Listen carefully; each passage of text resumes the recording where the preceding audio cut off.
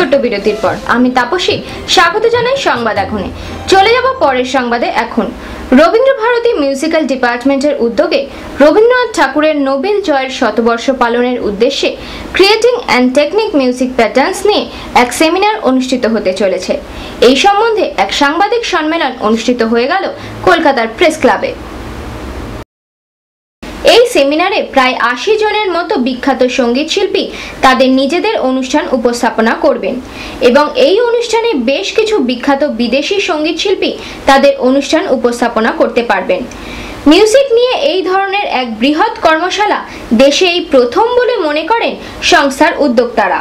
এর ফলে বেশ কিছু ভালো সঙ্গীতানুষ্ঠান শোনার সঙ্গে সঙ্গে দেশ বিদেশের সঙ্গীত শিল্পীদের সঙ্গে সঙ্গীত নিয়ে আলোচনার এক সুবর্ণ সুযোগ তৈরি হবে। রবীন্দ্র ভারতী উৎসবে আমাদের বিভিন্ন বিভাগের অংশগ্রহণ থাকবে, শিক্ষক এবং শিক্ষার্থীদের। তাছাড়াও বিশিষ্ট যারা শিল্পী, ভারতীয় শাস্ত্রীয় সঙ্গীতের, রবীন্দ্রসঙ্গীতের, আমাদের এখানকার এবং হয়তো বাংলাদেশের তাদের আমরা আমন্ত্রণ জানাবো যারা এখানে সঙ্গীত পরিবেশন করবেন।